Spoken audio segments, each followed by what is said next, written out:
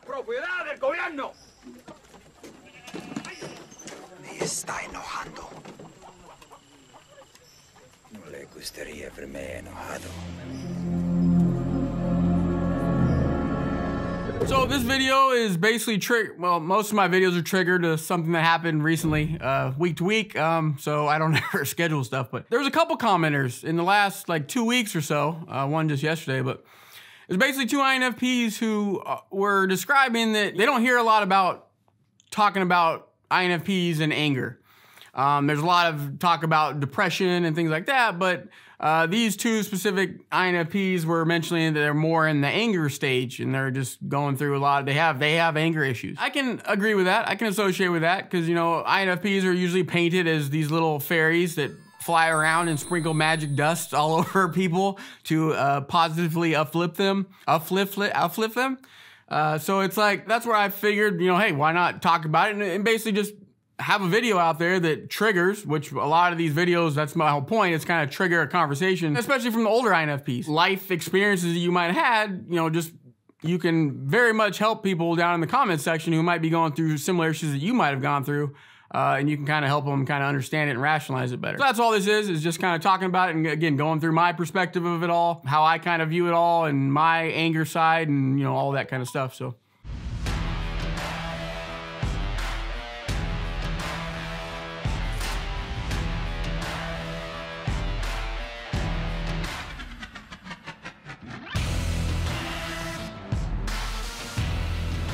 So anger is not something a certain type, an INFP or whoever, is immune to. Everyone in humanity, that's what it's like. So some types might be more prone to it, to where they're gonna latch onto that anger monkey and just like, you know, just go crazy with it. But it doesn't mean we're immune to it. INFPs don't get angry or express anger outwardly and things like that. It's not a fact. So for me personally, at this stage in my life, again, I'm a little older. I'm not, you know, in my teenage 20 years, I'm older now. But like, I have a very long tolerance to where it's very rare. Like, I don't know, like 2-3 years ago was the last time that I got expressively, like this was just a buildup of, so 3 years ago, I got, you know, with a colleague kind of thing, I got toe to toe in this person's face and just yelling at them. It was a small burst. It wasn't just sit there, you know, I didn't yell at them for an hour. But it was a very just large, long years buildup kind of thing that this person just kept whittling away at. And then basically at this one point of a certain state I was in that day and this and that, I couldn't take it anymore. And they poked that bear one more time. And I literally just got in their face, yelled at them and just got harsh. So it only lasted, you know, whatever, 30 seconds, this and that. But that's where it got to. For me to reach that level, there's a lot of phases I'm gonna put in front of that. I'm not gonna just immediately just use that as my first thing. A lot of people and types and things like that, they might resort to like physical violence. When they're angry, they need to go beat somebody up. That's not so. I've been in one fight once in my life, and that was a guy beating up his girlfriend out in a bar parking lot, and I basically stepped in the middle of that, which I took on the guy. I won. It's nice to know that if you're not a fighter, you can actually defend yourself or step up or defend other people and this and that. So the fact that I won, I'm pretty excited about that. But anyway, it's not about fighting. You shouldn't be a fighter. It's not good. So no, I don't resort to violence and like I don't resort to outward yelling. I don't see that as really fixing things. Like, and so like there's areas to where, yes, I get it, to where it is good to have open dialogue with somebody. And that's a lot of things that we will do because, you know, we expect people to be mind readers towards us, and that's just impossible for them to do. Especially if they're not a like-minded type. It's just like, dude, I can't read. What's wrong with you? Tell me something. Like, no. Yeah, I mean, that's kind of the first phase. If someone irritates me or steps on a value or something like that, and they just, for whatever it is, if I'm just irritated by that specific person, the first thing I'm gonna do before I do anything is basically just gonna be very distant. It's like, you know, we'll be talking day to day, having these conversations, and then all of a sudden I go from that to one-line answers. Yes, no, yeah, I'm fine. One-word answers. If it gets to a sentence, it might get to a sentence because I need to get through a long paragraph they might have said. I need to condense it down to like 3 words instead of 1. But that's really the first sign of the octopus spreading its ink, or like, I don't know, some kind of fish that turns a different color. It's a warning sign. And that's basically my thing. It's just, yes, I didn't verbally tell you what you did. And I get it for the types that just don't, but I'm skeptical to believe that people are not aware of what they said or did. Everything I do, I go evaluate to somebody. If I did something to somebody, if they're upset with me, I know what I said. Or I'm like, oh yeah, I said that. That probably irritated that person. So I understand most likely that was me, and I know I can kind of apologize for that or whatever. I can go address that, what I did, and just kind of repatch that up. When someone crosses the line with me, that's what I'll do. I'll still deal with them, whatever. If it's in a business setting, I'll still work with that person, this and that. But I get very quiet. The thing that's gonna get me to that next phase the fastest is if that person belittles that little new stage of where I'm at, where I'm ignoring and this and that. If they start attacking that, and don't so much come on the acceptance of what they might have done to me, and it's more of a directed, like, dude, why are you being like a little baby? Why are you being like this? Why you? If they start attacking me in that direction, like when I'm trying to just give them a subtle, soft warning without, imploding, I'm trying to give this person a little bit of, a chance. And I think that's good to give people a chance to, kind of step off, you know what I mean? So I'd much rather would take that approach than verbally expressing something by yelling or something like that. So again, for them to sit there and attack me like that and this and that, and you just need whatever, and then they don't ever acknowledge what they did, then I'm gonna go to the next phase, which is going to be more of I get into like a,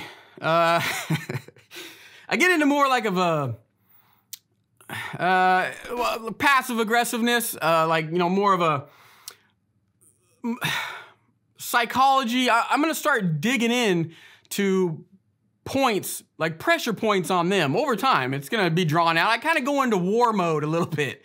Because if they don't let up and they don't do this and they don't accept their side, then I'm gonna turn a little bit nasty. It's gonna be very subtle. But again, all these are gonna be based on me going back home each day and evaluating stuff. Was that something I did? Was it something they did? What is it? So this stuff all kind of builds up over time and kind of compounds and this and that, especially if it's with one person.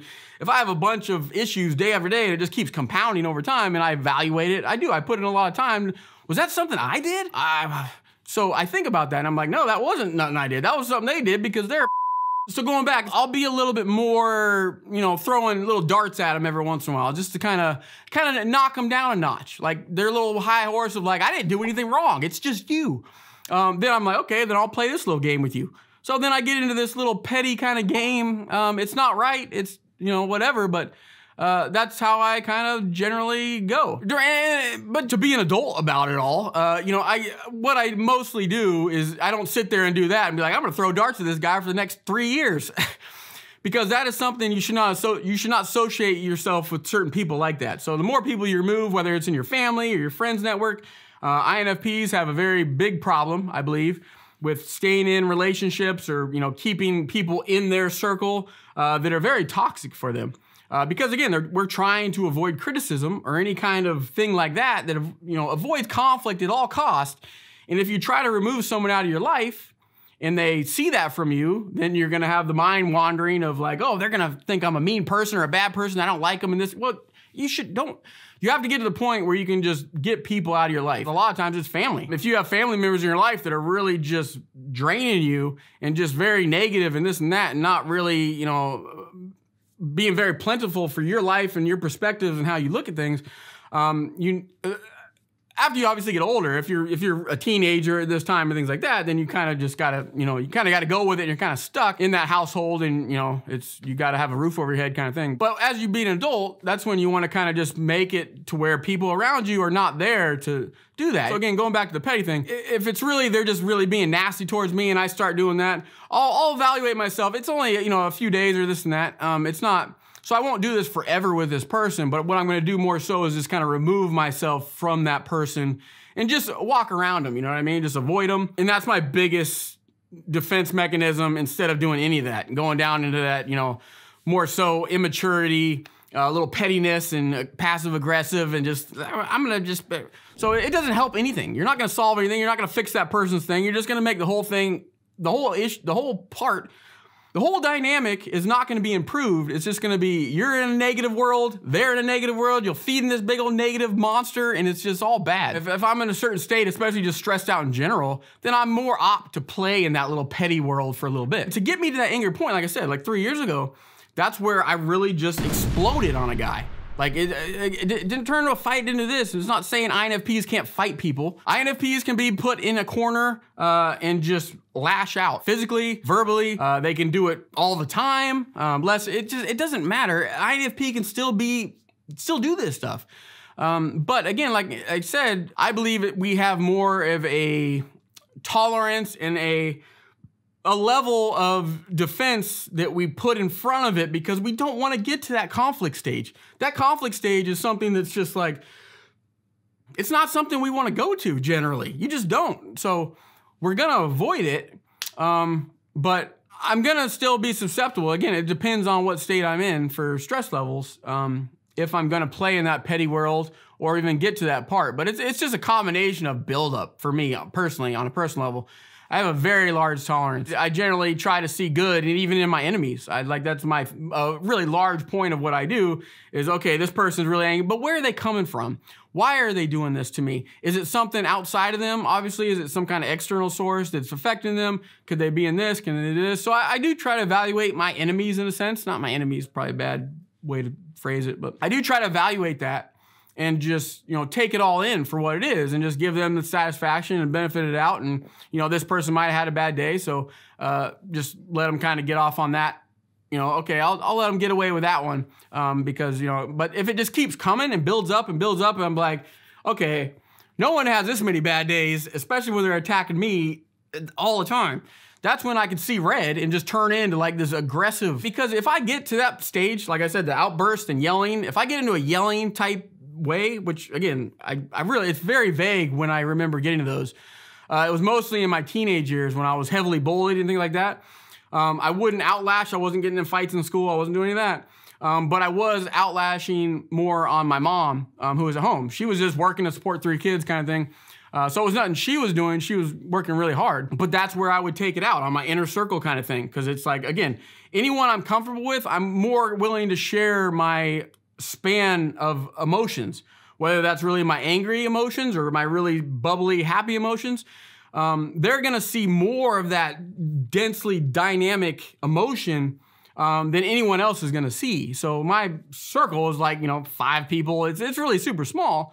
Not to say that I don't interact with many people every day, but my actual close circle, those are the people that generally I hate when I do that, because when I do outlash on people I really care about, I feel super guilty like the next day and for a long time. I'm just like, because I know it wasn't them. It was just me having to get something out, and it's more of a trust thing with them. It's hard. It sounds so bad because it's like I really trust that person. It shows a lot because I'm outlashing an anger side of me on them that had nothing to do with them. But it really just shows how much I trust that person and care for them. It's really messed up, but that's what it is. So again, I try to work on that. I try to not use that as an excuse and just, I'm gonna go take out all my loved ones. They're all gonna get it. That's not what you should do, and that's not how it should be. But I mean, that's kind of how it's always gone for me. Work in progress, but. So yeah, I just want to again spark the conversation. Anything, I see the comments all the time. It's not just me. I'm using this to open a conversation forum. So if there's anyone who, had very dark anger times, it doesn't mean when you're young, you're only going to have dark times or when you're old. You can go through all kinds of phases in your life where you can have angry spurts, but just open the conversation. Just, how do you deal with anger? How do you approach it? Is there any kind of solutions that you've found or any good books that you've read that can help younger audience, especially who are just kind of getting into that lifestyle, things like that? Or not getting into that lifestyle, like the anger lifestyle. It's what you should shoot for. Yeah. So, all right, I'm gonna end it on that. Thanks for watching. I hope this wasn't long. I think it was. See you later.